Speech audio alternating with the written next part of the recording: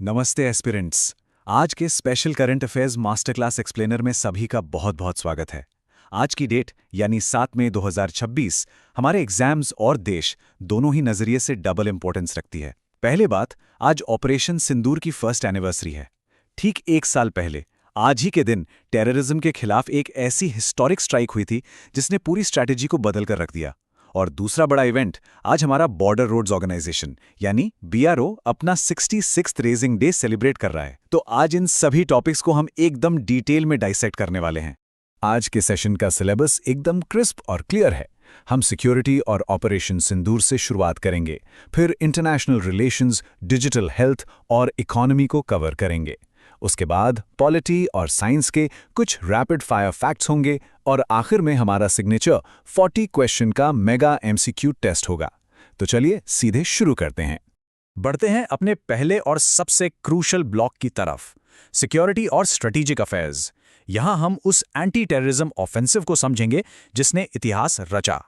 Operation सिंदूर की ये chronology किसी भी एग्जाम के लिए बहुत जरूरी है।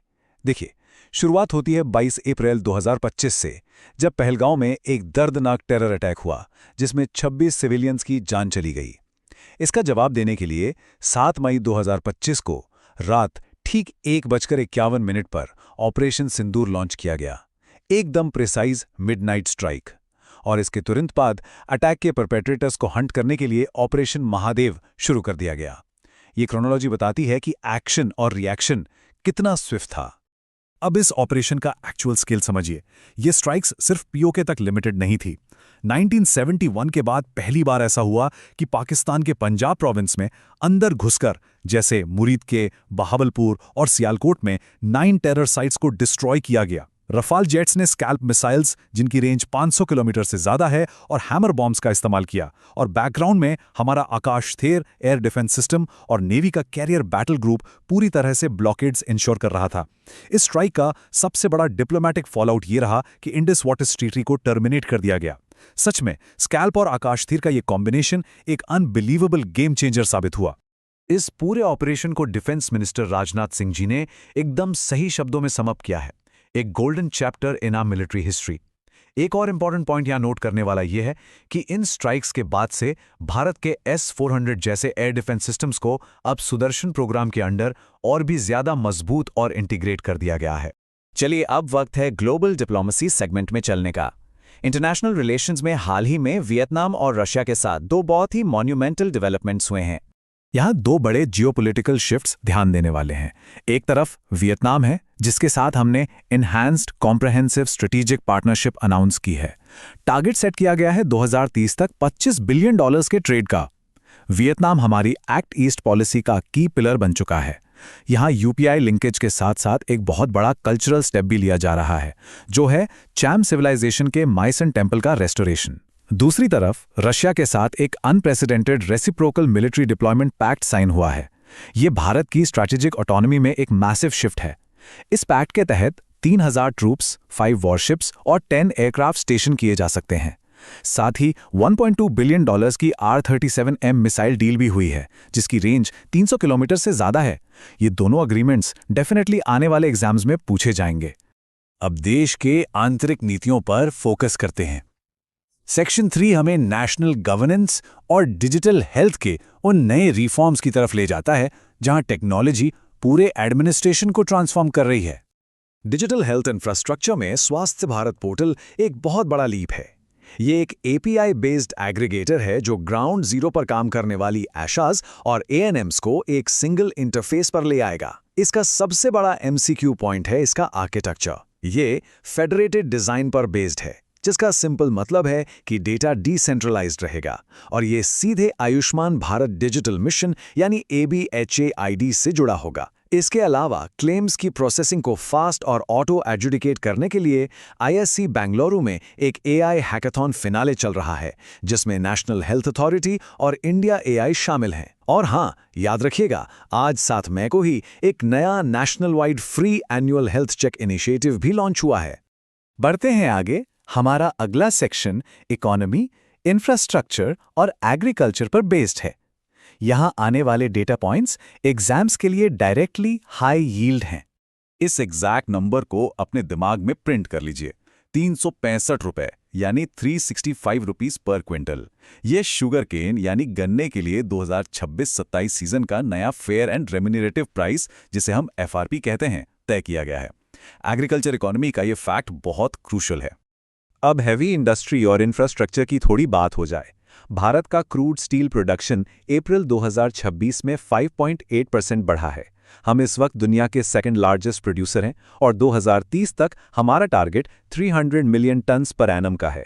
ग्रीन स्टील को पुश करने के लिए NISST ने 90 प्रोड्यूसर्स को सर्टिफिकेट्स भी दिए हैं। दूसरी तरफ, जैसा हमने शुरू में जिक्र किया था, आज बॉर्डर रोड्स ऑर्गेनाइजेशन का 66th रेजिंग डे है। BRO 1960 में एस्टैब्लिश हुआ था और इनका बड़ा ही इंस्पायरिंग मोटो है, श्रमेण सर्वम साध्यम। इनकी रीसेंट अचीवमेंट्स में दुनिया की सबसे ऊंची सड़क उमलिंगला और शिंकुनला टनल शामिल हैं। इस साल BRO का बजट 17,900 करोड़ रुपए रखा गया है। हमारा प्रैक्टिस टेस्ट शुरू होने ही वाला है, पर उससे पहले एक आखिरी स्प्रिंट लगाते हैं। पॉलिटी, साइंस और कुछ और एरियाज के की वन लाइनर्स जल्दी से कवर कर लेते हैं। ये रैपिड फायर फैक्ट्स बिल्कुल ध्यान से सुनिए। पॉलिटी से अपडेट हैं कि वेस्ट बंगाल इलेक्शंस में बीजेपी ने 206 सीट्स जीती हैं और नई सरकार का स्वेरिंग इन 9 मई को होने जा रहा है। साइंस एंड टेक में DRDO ने बॉर्डर सर्वेलेंस के लिए प्रज्ञा नाम का एक नया AI satellite imaging system unveil किया है। नीति आयोग ने डिस्ट्रिक्ट्स की मॉनिटरिंग के लिए CPO पोर्टल लॉन्च किया है और डॉक्टर जोरम अनिया वहां नई फुल टाइम मेंबर बनी हैं। डिप्लोमेसी में देखें तो इंडिया अल्जीरिया की पहली जॉइंट डिफेंस मीटिंग हुई है और अपकमिंग इंडिया अफ्रीका समिट 4 का थीम IS स्पिरिट रखा गया है। आखिर में शशि शेखर वेम्पति नए CBFC चेयरमैन बन गए हैं और एक बहुत हिस्टोरिक माइलस्टोन, हिंदी पत्रकारिता ने अपने 200 साल पूरे कर लिए हैं। पहला हिंदी अखबार उदंत मार्तंड 1826 में निकला था। तो एस्पिरेंट्स, अब वक्त आ गया है आज की सारी लर्निंग्स को एक्चुअल टेस्ट करने का। हमने बहुत ही डेंस और इन्फॉर्मेशन पैक्ड मटेरियल कवर किया है। अब हम एक 40 क्वेश्चन का मेगा MCQ असेसमेंट शुरू करने वाले हैं। रूल्स वही हैं, सवाल आपके सामने आएगा, कुछ सेकंड्स का सोचने का वक्त लीजिए और फिर हम सही जवाब रिवील करेंगे। चलिए शुरू करते हैं इस मेगा टेस्ट को। पहला बैच सिक्योरिटी एंड ऑपरेशन से है। सवाल ध्यान से सुनिए। क्वेश्चन 1, ऑपरेशन सिंदूर किस डेट को लॉन्च हुआ था? सोचिए जरा। सही जवाब है B, 7 मई 2025। क्वेश्चन 2, 1971 के बाद पाकिस्तान के किस प्रोविंस में स्ट्राइक हुई? क्या लगता है? जवाब है C, Punjab province. Question 3, scalp missile की रेंज कितनी है? रिकॉल कीजिए। सही उत्तर है C, 500+ किलोमीटर। क्वेश्चन 4, स्ट्राइक के बाद तुरंत कौन सी ट्रीटी टर्मिनेट की गई थी? ट्राई कीजिए। Option C, Indus waters treaty. और क्वेश्चन 5, नए इंटीग्रेटेड एयर डिफेंस प्रोग्राम का नाम क्या रखा गया है? याद कीजिए राजनाथ सिंह जी का स्टेटमेंट। जवाब है B, सुदर्शन। बहुत बढ़िया, आगे बढ़ते हैं। आते हैं दूसरे सेट पर। क्वेश्चन 6, पोस्ट सिंदूर परपिट्रेटर्स को हंट करने वाले ऑपरेशन का क्या नाम था? बिल्कुल सही, सही जवाब है B, ऑपरेशन महादेव। क्वेश्चन 7, ये आकाश तीर आखिर क्या है? सोचिए। जवाब है B, air defence C2 system. Question 8, Pakistan की नेवल मूवमेंट को स्पेसिफिकली किसने ब्लॉक किया था? अपना आंसर गैस कीजिए। Option C, navy carrier battle group ने। क्वेश्चन 9, राजनाथ सिंह जी ने इन स्ट्राइक्स के लिए क्या स्पेसिफिक टर्म यूज किया? चलिए देखते हैं। सही जवाब है B, गोल्डन चैप्टर।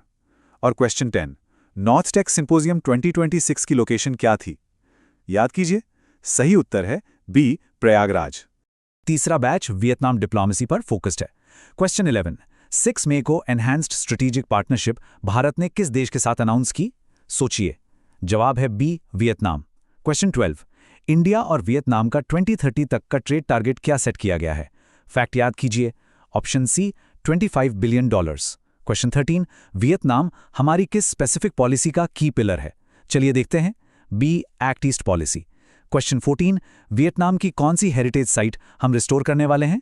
चम सिविलाइजेशन से जुड़ी है ये। जवाब है B, My Son temple complex. Question 15, Vietnam के प्रेसिडेंट टोलेब ने अपना टूर भारत के किस शहर से शुरू किया था? सोचिए। सही जवाब है C, बोधगया।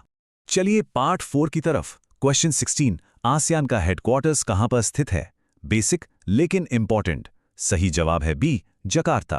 क्वेश्चन 17, हाल ही में यूपीआई फास्ट पेमेंट लिंकेज किस नेशन के साथ हो रहा है? अभी हमने डिस्कस किया। Option B Vietnam. Question 18 rare earth elements आज के दौर में किसके लिए सबसे क्रूशियल हैं? सोचिए थोड़ा।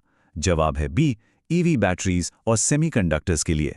क्वेश्चन 19 नए स्वस्थ भारत पोर्टल की लॉन्च डेट क्या है? फैक्ट रिकॉल कीजिए। सही उत्तर है बी 6 मई 2026।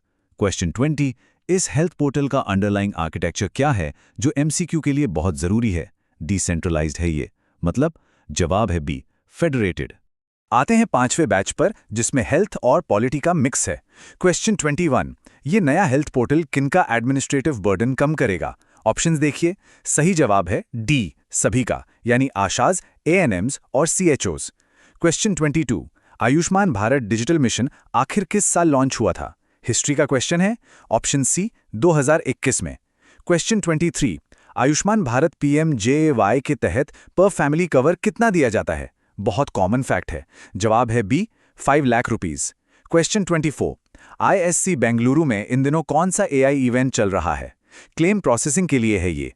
Option B auto education hackathon. Question 25 West Bengal में नई सरकार का स्वेरिंग इन किस दिन होना तय हुआ है? रैपिड फायर फैक्ट याद कीजिए। सही जवाब है बी 9 में। अब पार्ट 6 पर फोकस करते हैं। नंबर्स और फैक्ट्स का चेक होगा। क्वेश्चन 26 वेस्ट बंगाल के हाल ही के इलेक्शंस में बीजेपी ने टोटल कितनी सीट्स जीती हैं? एग्जैक्ट नंबर चाहिए। जवाब है सी 206 सीट्स। क्वेश्चन 17 नीति आयोग ने डिस्ट्रिक्ट्स की मॉनिटरिंग के लिए कौन सा नया पोर्टल लॉन्च किया है? अभी थोड़ी देर पहले बात की थी। Option B CPU portal. Question 28 इस वक्त नीति आयोग के करंट वाइस चेयरमैन कौन है? सोचिए। सही जवाब है ए सुमन बेरी। क्वेश्चन 29 बीआरओ जिसका आज रेजिंग डे है, उसकी स्टैब्लिशमेंट किस साल हुई थी? फोकस कीजिए साल पर। Option C 1960। क्वेश्चन 30 बीआरओ द्वारा बनाई गई वर्ल्ड की हाईएस्ट एल्टीट्यूड रोड कहां पर है? बहुत फेमस है ये। सही उत्तर है बी उमलिंगला, लद्दाख में। चलिए पार्ट 7 की तरफ बढ़ते हैं। अपनी एनर्जी मेंटेन रखिए। क्वेश्चन 31 क्रूड स्टील प्रोडक्शन में भारत की ग्लोबल रैंक क्या है? अभी बताया था। जवाब है B second. Question 32 national steel policy 2030 का प्रोडक्शन टारगेट क्या सेट किया गया है? कितने million tonnes? Option B 300 MTPA। Question 33 India Russia के बीच नए पैक्ट में कितनी ट्रूप कैपेसिटी अलाउ की गई है? एग्जैक्ट नंबर बताइए। सही जवाब है बी 3000। क्वेश्चन 34 बॉर्डर सर्वेलेंस के लिए ये नया प्रजन्ना सिस्टम किसने डेवलप किया है? एआई बेस्ड है ये। ऑप्शन बी डीआरडीओ ने। Question 35 upcoming India Africa summit IV का ऑफिशियल थीम क्या है? रिकॉल कीजिए। जवाब है बी आइया स्पिरिट। और अब हम पहुंच गए हैं अपने आखिरी बैच पर। फिनिश लाइन बस सामने ही है। क्वेश्चन 36 फाइनेंशियल ईयर 26-27 के लिए शुगरकेन का एफआरपी कितना तय हुआ है? नंबर प्रिंट करने को कहा था दिमाग में। जवाब है बी 365 रुपीज। क्वेश्चन 37 नए सीबीएफसी चेयरमैन के रूप में किसे चुना गया है? सोचिए। Option B Shashi Shekhar Vempati.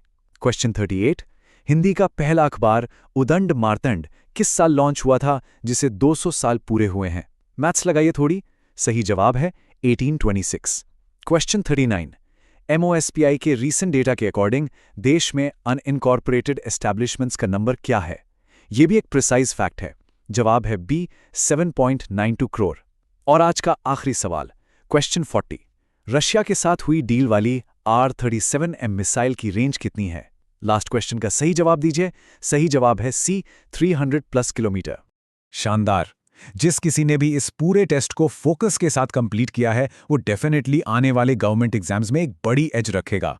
आज के इस एक्सप्लेनर में ऑपरेशन सिंदूर के स्ट्रेटेजिक इंपैक्ट और वियतनाम रशिया पैक्ट से लेकर डिजिटल हेल्थ और एफआरपी तक हमने सब कुछ थरली कवर किया। इन की फैक्ट्स को पीडीएफ से रेगुलर बेसिस पर रिवाइज करते रहिए ताकि एग्जाम हॉल में कंफ्यूजन ना हो। पर सेशन को एंड करने से पहले एक बहुत जरूरी और बड़ा सवाल सोचने के लिए छोड़कर जा रहा हूं। आज हमने देखा कि रशिया के साथ एक हिस्टोरिक मिलिट्री पैक्ट साइन हुआ है, लेकिन क्या इस डील की वजह से ग्लोबल डिप्लोमेसी में भारत पर नए इकोनॉमिक सैंक्शंस लग सकते हैं, या फिर ये पार्टनरशिप सच में हमारी स्ट्रेटेजिक ऑटोनॉमी को आगे चलकर कंप्लीटली रीडिफाइन कर देगी? इस मुद्दे पर एनालिटिकल तरीके से जरूर सोचिए और अपनी तैयारी को आगे बढ़ाते रहिए। जय हिंद।